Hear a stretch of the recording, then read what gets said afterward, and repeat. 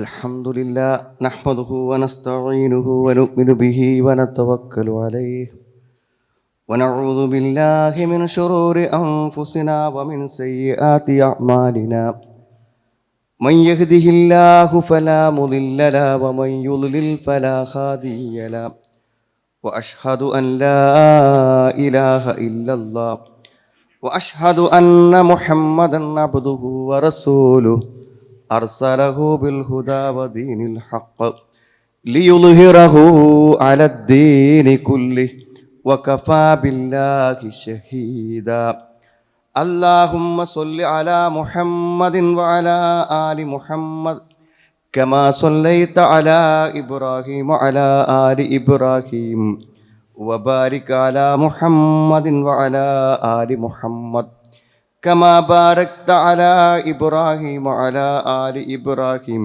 إنك حميد مجيد أما بعد فإن خير الكلام كلام الله وخير الحديث كتاب الله وخير الهدي هدي محمد صلى الله عليه وسلم وشر الأمور محدثاتها وكل محدثة بدعة وكل بدعة ضلالة أعوذ بالله من الشيطان الرجيم بسم الله الرحمن الرحيم يا أيها الذين آمنوا اتقوا الله حق تقاته ولا تموتن إلا وأنتم مسلمون يا أيها الناس اتقوا ربكم الذي خلقكم من نفس واحدة وخلق منها زوجها وبث منهما رجالا كثيرا ونساء واتقوا الله الذي تساءلون به والأرحام إن الله كان عليكم رقيبا يا أيها الذين آمنوا اتقوا الله وقولوا قولا سديدا يصلح لكم أعمالكم ويغفر لكم ذنوبكم ومن يطع الله ورسوله فقد فاز فوزا عظيما ولا تقف ما ليس لك به علم إن السمع والبصر والفؤاد كل أولئك كان عنه مسؤولا. സ്നേഹമുള്ള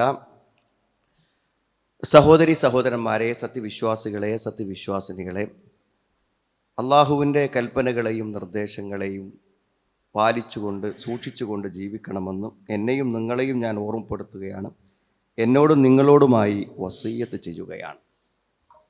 നമ്മൾ വിശ്വസിക്കുന്ന നമ്മുടെ ഈ പരിശുദ്ധമായ ഇസ്ലാം മതത്തിൻ്റെ ഏറ്റവും വലിയ ഒരു സവിശേഷത എന്നത് നമ്മൾ വിശ്വസിക്കുന്ന വിശ്വാസങ്ങളാകട്ടെ, നമ്മൾ പ്രവർത്തിക്കുന്ന കർമ്മങ്ങളാകട്ടെ, എല്ലാറ്റിനും തെളിവുകളുണ്ട് എന്നുള്ളതാണ്.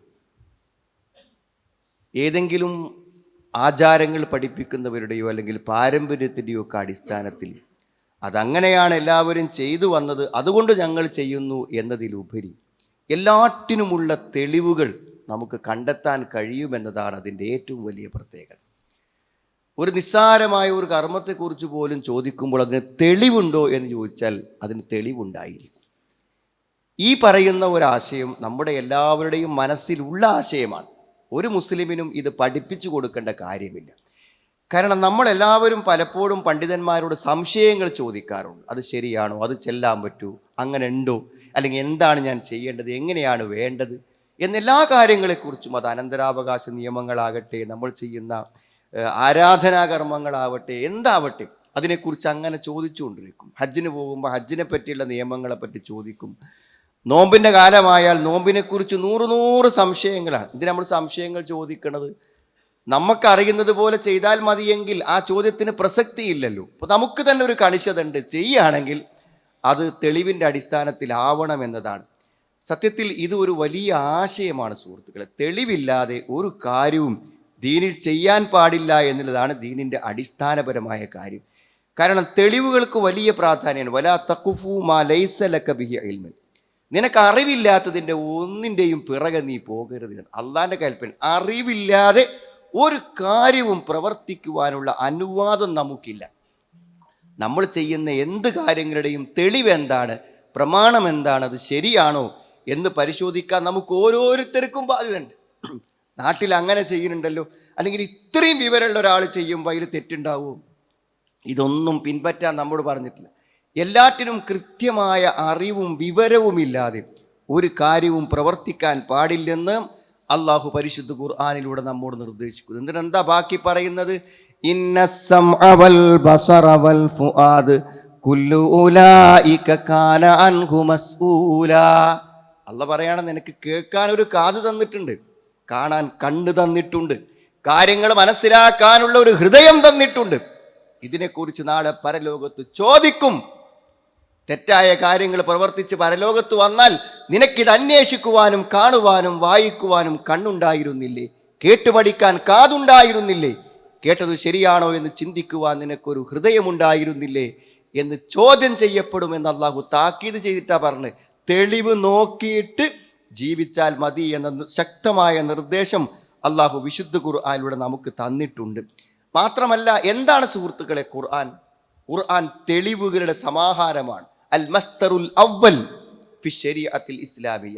ഇസ്ലാമിക ശരീഅത്തിന്റെ മത നിയമങ്ങളുടെ ഒന്നാമത്തെ സോഴ്സാണ്, ഒന്നാമത്തെ മസ്തറാണ് ഖുർആൻ. അപ്പൊ ഖുർആൻ മുഴുവനും എന്താണ്? ഞാനും നിങ്ങളും എങ്ങനെ ജീവിക്കണം എന്നതിൻ്റെ തെളിവാണത്. ഇസ്ലാമിൻ്റെ ഒന്നാമത്തെ തെളിവ്. അപ്പോൾ തെളിവിൻ്റെ ഏറ്റവും പ്രധാനപ്പെട്ട ഒരു സോഴ്സായിക്കൊണ്ട് ഖുർആൻ തന്നത് തെളിവ് നോക്കി ചെയ്താൽ മതി എന്നാണ്. എന്താ ഹദീത്ത്? നബി സല്ലല്ലാഹു അലൈഹി വസല്ലമയുടെ ജീവിതം എന്താണ്, എങ്ങനെ നമ്മൾ ജീവിക്കണമെന്ന്, ജീവിക്കുമ്പോൾ ഏതെല്ലാം കാര്യങ്ങൾ, എന്തെല്ലാം നിലപാട് സ്വീകരിക്കണമെന്ന് 23 കൊല്ലക്കാലം ജീവിച്ച് കാണിച്ചു തന്ന പ്രവാചക ജീവിതം, അത് രണ്ടാമത്തെ സോഴ്സാണ് ഇസ്ലാമിൽ. അപ്പോൾ തെളിവുകളാണ് നിരന്തരം നമ്മൾ പാരായണം ചെയ്യുന്നത്, തെളിവുകളാണ് നമ്മൾ പഠിച്ചുകൊണ്ടിരിക്കുന്നത്, തെളിവുകളെക്കുറിച്ചാണ് നമ്മൾ കേട്ടുകൊണ്ടിരിക്കുന്നത്.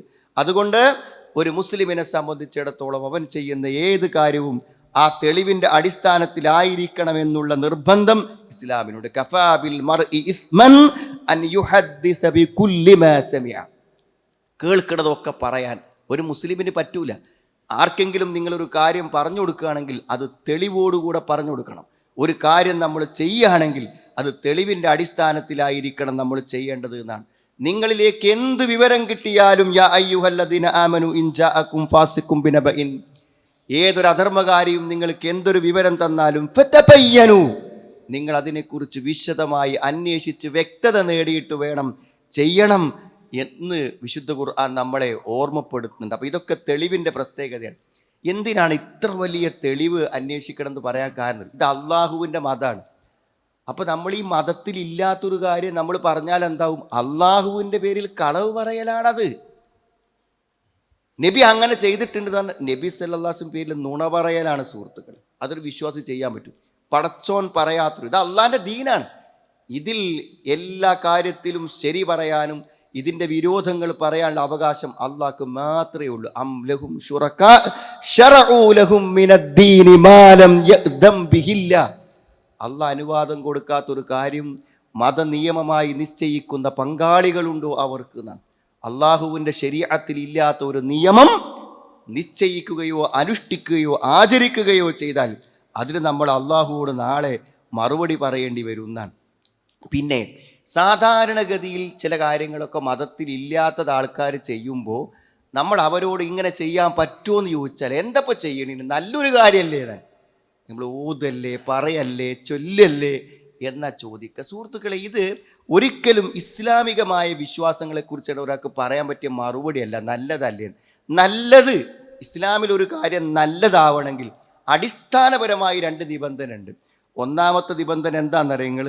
അത് അള്ളാഹുവിന് വേണ്ടി മാത്രം ചെയ്യുന്നതായിരിക്കണം. ഇസ്ലാമിലുള്ള കർമ്മമാണെങ്കിലും ആ കർമ്മം ചെയ്യുന്നത് അള്ളാഹിൻ്റെ പ്രീതി ഉദ്ദേശിച്ചല്ല എന്നുണ്ടെങ്കിൽ ആ കർമ്മം നല്ലതാവൂല, അതിന് പ്രതിഫലം കിട്ടൂല. രണ്ടാമത്തത് മുതാബഅത്തുർ റസൂൽ, ദീനാണ് എന്ന് വിചാരിച്ച് ചെയ്യുകയാണെങ്കിൽ അത് അള്ളാഹുവിൻ്റെ റസൂൽ സല്ലല്ലാഹു അലൈഹി വസല്ലമയുടെ മാതൃകയുള്ളതായിരിക്കണം. അതല്ലാത്ത ഒരു കാര്യം ദീനിൽ നല്ലതല്ല. നമുക്കിപ്പോൾ 5 വക്തിലെ നിസ്കാരം നമുക്ക് 6 വക്താക്കാൻ പറ്റും, സുബൈ 3 റക്അത്താക്കാൻ പറ്റും. സുഹൃത്തുക്കളെ, നല്ലതല്ലേ? നിസ്കാരം ഒരു വക്ത് കൂടും, ഒരു റക്അത്ത് കൂടും, ഒരു ഫാത്തിഹ കൂടൂലേ, ഒരു സൂറത്ത് കൂടൂലേ, ഒരു തസ്ബീഹ് കൂടൂലേ? പറ്റൂല എന്നാണ്. ഒരു കാര്യത്തിലും നമുക്ക് നിശ്ചയിക്കപ്പെട്ടതല്ലാത്ത ഒരു കാര്യവും ചെയ്യാനുള്ള അനുവാദം നമുക്കില്ല. അങ്ങനെ ചെയ്യാൻ പാടില്ല എന്ന് അള്ളാഹുവിൻ്റെ റസൂലിൻ്റെ കൽപ്പനയുണ്ട്, മൻ അഹ്ദസ ഫീ അംറിനാ ഹാദാ മാ ലൈസ മിൻഹു ഫഹുവ റദ്ദുൻ. മതത്തിലില്ല, എൻ്റെ ഈ ദീനീ കാര്യത്തിൽ അതിലില്ലാത്ത ഒരു കാര്യം ഒരാൾ പുതിയതായി ഉണ്ടാക്കിയാൽ ഫഹുവ റദ്ദുൻ, നമ്മളോടുള്ള നിർദ്ദേശമാണ്, അത് തള്ളിക്കളയണം, അത് ചെയ്യാൻ പാടില്ല. ഇമാം ബുഖാരിൻ്റെ ഹദീസാണ്, മൻ അമില അമലൻ ലൈസ അലൈഹി അംറുനാ ഫഹുവ റദ്ദ്. ഈ കാര്യത്തിൽ നമ്മുടെ കൽപ്പനയില്ലാത്തൊരു കാര്യം ചെയ്യുകയാണെങ്കിൽ അത് തള്ളിക്കളയണം എന്നാണ്. അബ്ദുല്ലാഹിബിൻ മസ്ഊദ് റളിയല്ലാഹു നബിയുടെ ഏറ്റവും പ്രമുഖനായ ഒരു സഹാബിയാണ്, റസൂലുള്ളാഹിന്റെ കൂടെ ജീവിച്ച ഒരു മഹാനായ സ്വഹാബിയാണ്. അദ്ദേഹം പറയുന്നു, ഇത്തബിഉ വലാ തബ്തദിഉ. നിങ്ങൾ എന്താ ചെയ്യേണ്ടത്? അള്ളാഹിൻ്റെ റസൂലിനെ പിൻപറ്റുകയാണ് ചെയ്യേണ്ടത്. നിങ്ങളെ വകയായിട്ട് ഒന്നും നിങ്ങൾ ഉണ്ടാക്കരുത്. ഫഖദ് കുഫീതും, നിങ്ങൾക്ക് ഈ മതത്തിൽ വേണ്ട എല്ലാ കാര്യവും മുഴുവനാക്കി പൂർത്തിയാക്കി തന്നിട്ടുണ്ട് എന്നാണ് അള്ളാഹുവിൻ്റെ റസൂൽ സല്ലല്ലാഹു അലൈഹി വസല്ലമയുടെ ഖുർആനിലൂടെ അത് പ്രഖ്യാപിക്കാൻ അല്ലാഹ് പറഞ്ഞു, അൽ യൗമ അക്മൽതു ലക്കും ദീനക്കും, നിങ്ങൾക്ക് നിങ്ങളുടെ മതം പൂർത്തിയാക്കി തന്നു. എന്തിനാ പറഞ്ഞത് സുഹൃത്തുക്കളെ? അള്ളാഹുവിൻ്റെ റസൂൽ വഫാത്താകുന്നത് വരെ എന്തൊക്കെ ഈ ദീനിലുണ്ടോ അതൊക്കെ ദീനാണ്. അള്ളാഹുവിൻ്റെ റസൂൽ കണ്ണടക്കുമ്പോൾ ഈ ദീനിലില്ലാത്ത ഒന്നും ദീനല്ല. എന്ത് തെളിവാര് കൊണ്ടുവന്നാലും, എന്ത് തെളിവുകൾ ഉണ്ടെങ്കിലും, ആ തെളിവ് ഉണ്ടെങ്കിൽ അള്ളാഹുവിൻ്റെ റസൂൽ സ്വല്ലല്ലാഹു അലൈഹി വസല്ലം അത് ചെയ്തിരിക്കുന്നതാണ്. ഫലൗ കാന ഖൈറൻ ലസബഖൂന ഇലൈഹി. സ്വഹാബത്ത് അങ്ങനെയാണ്. എന്തെങ്കിലും ഒരു നന്മ ഇസ്ലാമിലുണ്ടെങ്കിൽ ആദ്യം അവരാ ചെയ്യുക. അവർ ചെയ്യാത്തൊരു നന്മയും നമുക്ക് ചെയ്യാനില്ല. വമാ തറക നബിയു സല്ലല്ലാഹു അലൈഹി വസല്ലം ഖൈറൻ, നബി എന്തെങ്കിലും ഖൈറായ ഒരു കാര്യം നബി സ്വല്ലല്ലാഹു അലൈഹി വസല്ലം വിട്ടേച്ചു പോയിട്ടില്ല. ഇല്ല വദല്ലൽ ഉമ്മ, ഈ സമൂഹത്തെ അറിയിക്കാതെ ഒരു കാര്യവും, എന്തെങ്കിലും ഒരു നന്മ ഉണ്ടെങ്കിൽ അത് പറഞ്ഞു കൊടുക്കാതെ അള്ളാഹു റസൂൽ കണ്ണടച്ചിട്ട് അങ്ങനെ ചെയ്യോ സുഹൃത്തുക്കളെ? ഈ ലോകത്തുള്ള മുഴുവൻ ആളുകൾക്കും പരലോകത്ത് പ്രതിഫലം കിട്ടേണ്ട ഒരു കാര്യം അള്ളാഹിൻ്റെ റസൂൽ നമ്മളോട് പറയാതെ പോകുക, ആ ദൗത്യം നിർവഹിക്കാതെ പോയി എന്നല്ലേ അതിൻ്റെ അർത്ഥം. അതുകൊണ്ട് അള്ളാഹുവിൻ്റെ റസൂൽ കണ്ണടക്കും മുമ്പ് നമുക്ക് സ്വർഗത്തിലെത്താനും നരകത്ത് നകറ്റാനുമുള്ള മാ ബഖിയ ശൈഉൻ യുഖർരിബു മിനൽ ജന്ന, സ്വർഗത്തിലേക്ക് അടുപ്പിക്കുന്ന ഒരു കാര്യവും അവശേഷിച്ചിട്ടില്ല. വയുബാഇദു മിനന്നാർ, നരകത്ത് നകറ്റുന്ന ഒരു കാര്യം നരകത്തിൽ നമ്മളെ കൊണ്ടുപോകുന്ന ഒരു കാര്യം റസൂലുള്ളാഹി പറഞ്ഞു തരാതെ പോവുക.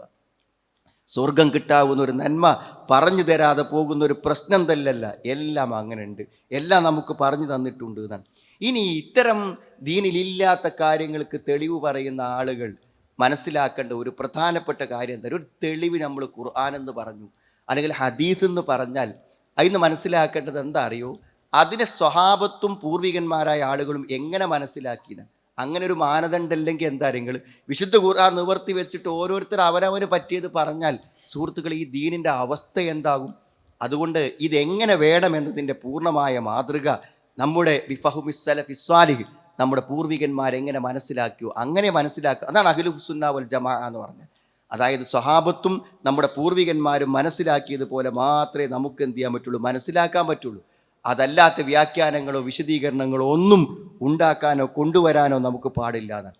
അതുകൊണ്ടാണ് ഖുർആൻ വ്യക്തമായി താക്കീത്, നരകത്തിൽ പോകുന്നവർ സ്വഹാബത്തിൻ്റേതല്ലാത്ത ഒരു വഴി സ്വീകരിച്ച് സ്വഹാബത്ത് കാണാത്ത, അവർ അനുഷ്ഠിക്കാത്ത, അവർ റസൂലൊന്ന് പഠിക്കാത്ത പുതിയ കാര്യങ്ങൾ ദീനിലുണ്ടാക്കി പുതിയ വഴി സ്വീകരിച്ചാൽ വമൻ യുശാഖിഖിർ റസൂല മിൻ ബഅദി മാ തബയ്യന ലഹുൽ ഹുദാ വയത്തബി ഗൈറ സബീലിൽ മുഅ്മിനീൻ നുവല്ലിഹി മാ തവല്ല വനുസ്ലിഹി ജഹന്നം വസാഅത് മസ്വീറാ. അല്ലാഹുവിൻ്റെ റസൂലിനോട് ആരെങ്കിലും എതിരിട്ടാൽ വ്യക്തമായ സത്യം മനസ്സിലാക്കിയ ശേഷം വയത്തബി ഗൈറ സബീലിൽ മുഅ്മിനീൻ, സത്യവിശ്വാസികളുടേതല്ലാത്ത മാർഗം സ്വീകരിക്കുകയും ചെയ്താൽ വനുസ്ലിഹി ജഹന്നം, അവനെ നാം നരകത്തിൽ പ്രവേശിപ്പിക്കുന്നതാണ്. എത്ര വലിയ താക്കീതാ സുഹൃത്തുക്കളെ! സഹാബത്തിൻ്റേതല്ലാത്ത മാർഗം ഇപ്പൊ സഹാബത്ത് ചെയ്തോ? ആ ചോദ്യം പ്രസക്തമാണ്. അള്ളാഹുവിൻ്റെ റസൂൽ സല്ലല്ലാഹു അലൈഹി വസല്ലമ ഏതെങ്കിലും മഹാത്മാവിൻ്റെ പുണ്യാത്മാവിൻ്റെ ഖബറുകൾ ഉയർത്തി അവിടെ പ്രത്യേകമായ തവസ്സുലിൻ്റെ പ്രാർത്ഥനകൾ നടത്തിയോ എന്നുള്ള ചോദ്യം പ്രസക്തമാണ്. നബി വഫാത്താകുന്നവരെ അങ്ങനെ ചെയ്തിട്ടില്ലെങ്കിൽ നമുക്കങ്ങനെ ചെയ്യാൻ അവകാശമില്ല എന്നാണ്.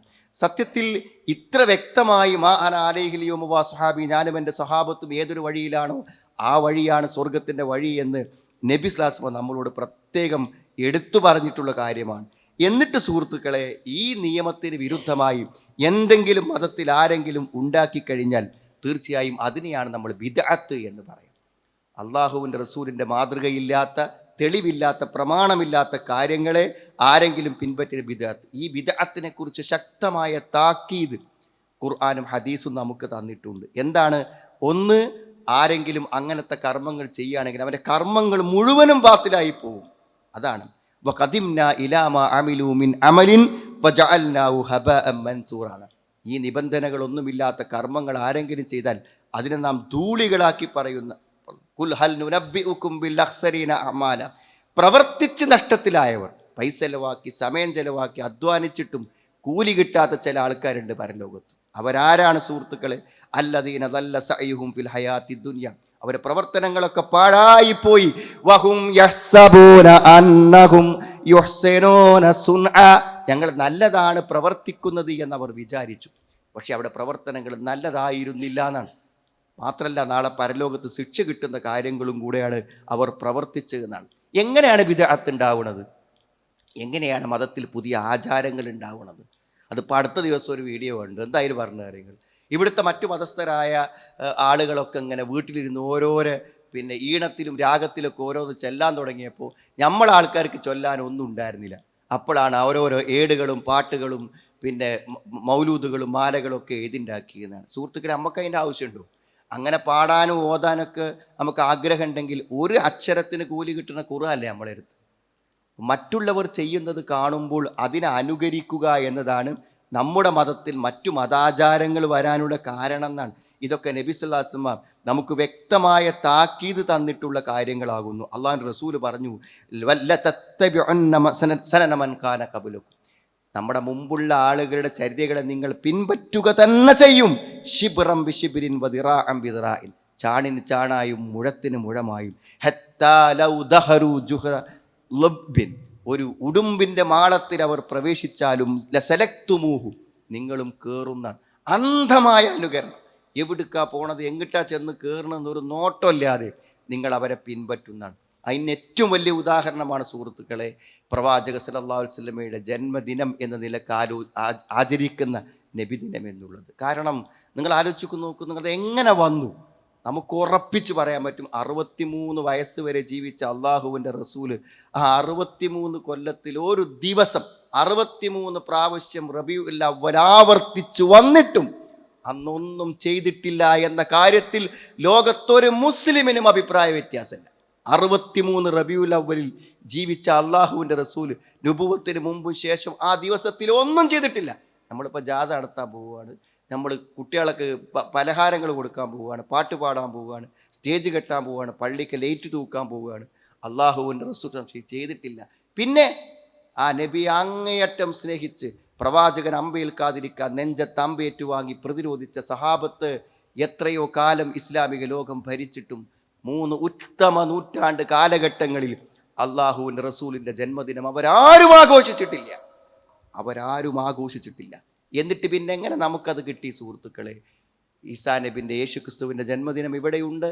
എല്ലാ മതസ്ഥരുടെയും പുരോഹിതന്മാരെയും നേതാക്കളുടെയും ജന്മദിനം ഇവിടെ ഉണ്ട്. ഭൗതിക സാഹചര്യങ്ങളുണ്ട്, ഓരോ രാഷ്ട്രത്തിൻ്റെയും രാജാക്കന്മാരുടേതുണ്ട്, നേതാക്കന്മാരുടേതുണ്ട് ജന്മദിനം. പക്ഷേ അത് ലോകത്തിൽ അതൊരു മാതൃകയായി നിന്നപ്പോഴും അള്ളാഹുവിൻ്റെ റസൂൽ നമുക്കത് മാതൃകയാക്കിയില്ല. അപ്പോൾ എപ്പോഴെങ്കിലും സുഹൃത്തുക്കളെ അതിനൊരു 10 ഉറുപ്പ് എടുത്തു കൊടുക്കുമ്പോൾ 1000 വട്ടം ആലോചിച്ചോളൂ. 1000 വട്ടാൽ കുല്ലു ബിദ്അത്തിൻ ദലാല വകുല്ലു ദലാലത്തിൻ ഫിന്നാർ.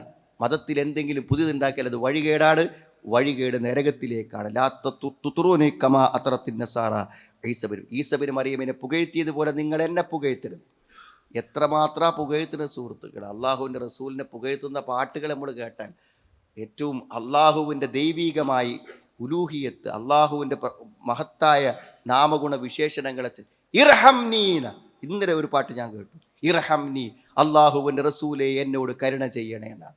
അള്ളാഹുവിൻ്റെ റസൂലെ എന്നോട് കരുണ ചെയ്യണേ എന്ന് പ്രാർത്ഥിച്ചാൽ സുഹൃത്തുക്കളെ, അള്ളാഹും ഇർഹംനി ഇർഹംനി എന്ന് നിസ്കാരത്തിൽ എത്ര പ്രാവശ്യം വർഹംനി നമ്മൾ പറയലുണ്ട്.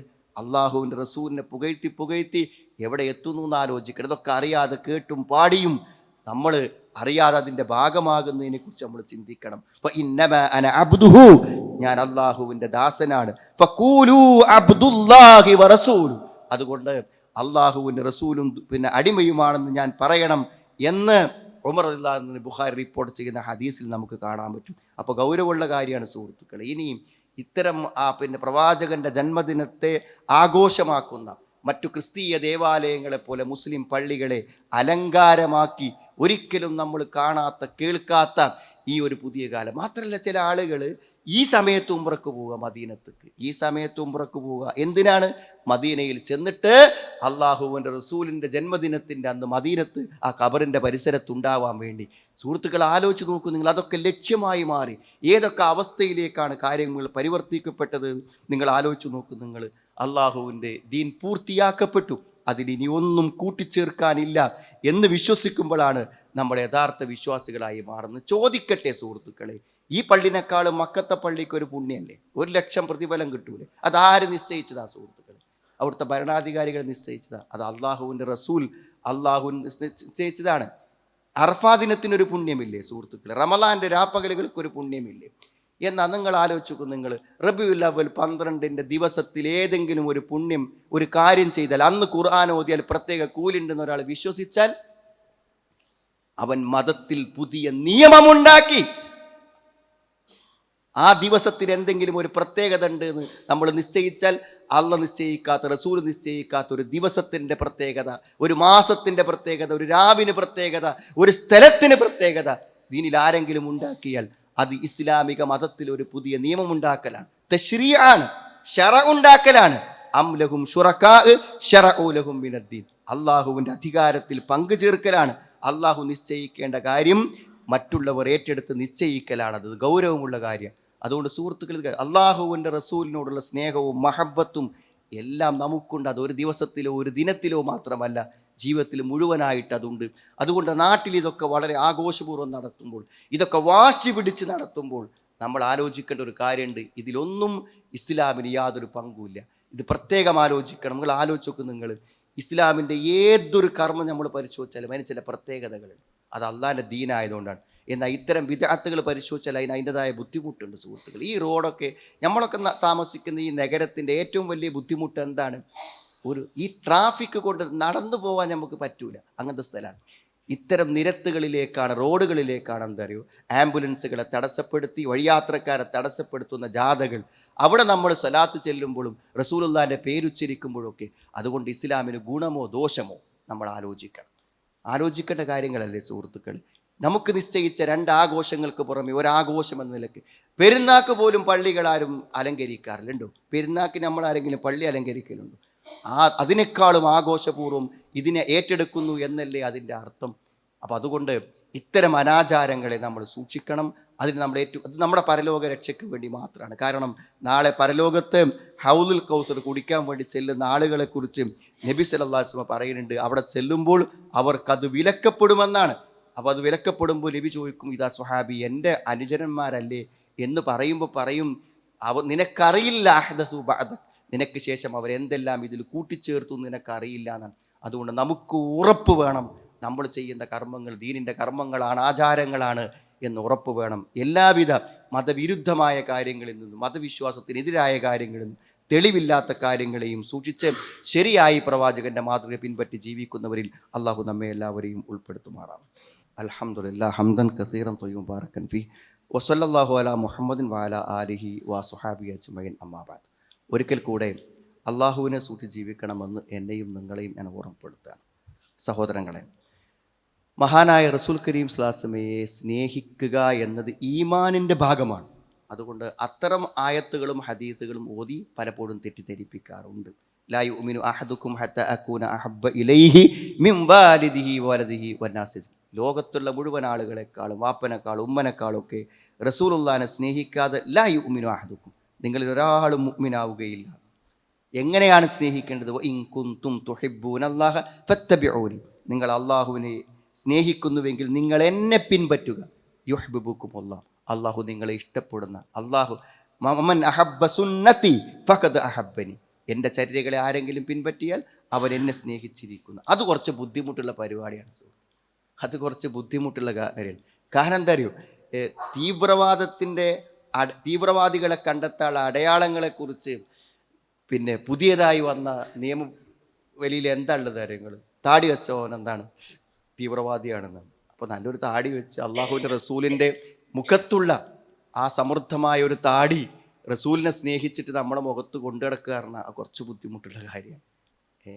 അതൊരു കുറച്ച് പ്രയാസമുള്ള കാര്യമാണ് സുഹൃത്ത്. എന്ത് കാര്യം, ഒരു ശരിയായ ഒരു ഹിജാബ് ധരിച്ച് ഒരു സഹോദരി ഓഫീസിലേക്ക് പോവുക, സ്കൂളിലേക്ക് പോവുക, കോളേജിലേക്ക് പോവുക, യാത്ര ചെയ്യുക എന്നൊക്കെ പറയുമ്പോൾ അത് പലപ്പോഴും എന്ത് ചെയ്യും, അപരിഷ്കൃതമായ ഒരു കാര്യമായി, പുരോഗമനമില്ലാത്ത കാര്യമായി, ആറാം നാട്ടിൻ്റെ കാര്യമായി ആളുകൾ നോക്കിച്ചിരിക്കുമ്പോൾ ആ പരിഹാസച്ചിരിയെ നേരിടാൻ തൻ്റെ ഹിജാബ് അത് ശരിക്കും കയ്യിൽ വസ്ത്രം തൻ്റെ മുൻകൈ വരെ എത്തിക്കാൻ, ഒരു 3/4 അല്ല, അതുവരെ എത്തിച്ച് മാറത്തേക്ക് തൂക്കിയിട്ട് മുഖവും മുൻകൈയും അല്ലാത്തതൊക്കെ മറച്ച് മുന്നോട്ട് പോകണമെങ്കിൽ അതിന് കുറച്ചൊരു ത്യാഗമുണ്ട്. ആ ത്യാഗങ്ങളാണ് നബി സ്വല്ലല്ലാഹു നമ്മൾ കാണിക്കുന്ന സ്നേഹം. രാത്രി എഴുന്നേറ്റിട്ട് ഒരു വിത്രിസ്കരിക്കാറിനാൽ കുറച്ച് ബുദ്ധിമുട്ടുണ്ട്. ഇസ്ലാമികമായൊരു തെരിയാണിക്ക് മുകളിൽ കുറച്ച് വസ്ത്രം പൊന്തിച്ചെടുക്കുക എന്ന് പറഞ്ഞാൽ ഇതേതാടാ മുറിയൻ പാൻറ് എന്ന ആൾക്കാർ ചോദിച്ചൊന്ന് പരിഹസിച്ച് ചിരിക്കും. ഇതിനൊക്കെ അതിജീവിക്കാൻ കഴിയുമ്പോഴാണ് ശരിക്കുള്ള പ്രവാചകനോടുള്ള സ്നേഹം. സുഹൃത്തുക്കളെ, കുലാവി കുടിക്കാനോ അല്ലെങ്കിൽ ഒരു സ്ഥലത്ത് പോയിട്ട് ഭക്ഷണത്തിൽ പങ്കുചേരാനോ ഒരു ജാതിയിൽ നിന്നിട്ടൊന്ന് ജയ് വിളിക്കാനോ അതൊന്നും വലിയ ത്യാഗമുള്ള കാര്യങ്ങളല്ല. പക്ഷേ അള്ളാഹുവിൻ്റെ റസൂലിൻ്റെ മാതൃകകളെ ശരിയായി പിൻപറ്റുക എന്ന് പറഞ്ഞാൽ കുറച്ച് ബുദ്ധിമുട്ടുള്ള കാര്യമാണ്. അതുകൊണ്ട് നമ്മളൊക്കെ പ്രവാചകനെ ആളുകൾ തെറ്റായ രൂപത്തിൽ ഓർക്കുമ്പോൾ നാം ശരിയായ രൂപത്തിൽ പ്രവാചകനെ ഓർമ്മിക്കേണ്ടതുണ്ട്. അതെങ്ങനെയാണ്? കുറച്ചും കൂടെ കണിശത, പള്ളിയിൽ പോയി നിസ്കരിക്കാനും അതിന് മുമ്പുള്ള സുന്നത്തുകൾ നിസ്കരിക്കാനും ബാത്റൂമിൽ കയറുമ്പോഴും പള്ളിയിൽ കയറുമ്പോഴൊക്കെയുള്ള പ്രാർത്ഥന ഒന്ന് കാണാതെ പഠിക്കാനും രാവിലെയും വൈകുന്നേരമുള്ള അധികാറുകളൊക്കെ ഒന്ന് ചെല്ലാനും ഒക്കെയാണ് നമ്മൾ പലപ്പോഴും ശ്രദ്ധിക്കേണ്ടത്. അങ്ങനെയാണ് പ്രവാചക സ്നേഹം. അങ്ങനെ ജീവിക്കുന്ന ആളുകൾക്ക് പ്രവാചകൻ്റെ കൂടെ തന്നെ മുറാഫക്കത്തി, പ്രവാചകൻ്റെ കൂടെ സ്വർഗത്തിൽ ഇരിക്കാൻ കഴിയുമെന്നാണ് നബി പഠിപ്പിച്ചത്. അത്തരം സൗഭാഗ്യം ലഭിക്കുന്നവരെ അള്ളാഹു നമ്മെ എല്ലാവരെയും ഉൾപ്പെടുത്തുമാറാവട്ടെ. നമ്മളൊന്ന് വന്നുപോയ തെറ്റുകളെ അള്ളാഹു പുറത്തു മാപ്പാക്കി തരുമാറാവട്ടെ. ഒരു രോഗം കൊണ്ട് വളരെ പ്രയാസപ്പെടുന്ന ഒരു വ്യക്തി നേരിട്ടു തന്നെ അദ്ദേഹത്തിന് വേണ്ടി പ്രത്യേകം പ്രാർത്ഥിക്കണമെന്ന് നമ്മളോട് അഭ്യർത്ഥിച്ചിട്ടുണ്ട്. അള്ളാഹു അദ്ദേഹത്തിൻ്റെ രോഗപരമായ എല്ലാ വിഷമങ്ങളെയും വേദനകളെയും അള്ളാഹു മാറ്റിക്കൊടുക്കുമാറാവട്ടെ. അള്ളാഹുവെ, അദ്ദേഹത്തിന് ആ വേദനകളില്ലാത്ത സമാധാനമായ ജീവിതവും കുടുംബത്തിന് സന്തോഷവും നീ പ്രദാനം ചെയ്യണമേ റഹ്മാനെ. ഞങ്ങളുടെ എല്ലാവരുടെയും എല്ലാവിധ പരീക്ഷണങ്ങളിൽ നിന്നും പ്രതിസന്ധികളിൽ നിന്നും ഞങ്ങളെ നീ കാത്തുരക്ഷിക്കണമേ നാഥ. ഞങ്ങളുടെ ഇണകളിൽ നിന്നും സന്താനങ്ങളിൽ നിങ്ങൾക്ക് സന്തോഷവും കൺകുടുംബയും പ്രദാനം ചെയ്യണമേ റഹ്മാനെ. അല്ലാഹുമ്മ ഗ്ഫിർ മുഅ്മിനീന വൽ മുഅ്മിനാത്ത് റബ്ബന സ്രിഫ് അന്നാ അദാബ ജഹന്നം ഇന്ന അദാബഹാ കാന ഗറാമ ഇന്നഹാ സാഅത് മുസ്തഖറൻ വ മുഖാമ റബ്ബനാ ഹബ് ലനാ മിൻ അസ്വാജിനാ വ ദുർരിയ്യാതിനാ ഖുർറത അഅ്യുൻ വജ്അൽനാ ലിൽ മുത്തഖീന ഇമാമ റബ്ബനാ തഖബ്ബൽ മിന്നാ ഇന്നക അൻതസ് സമീഉൽ അലീം وتب علينا إنك أنت التواب الرحيم ربنا آتنا في الدنيا حسنة وفي الآخرة حسنة وقنا عذاب النار والحمد لله رب العالمين.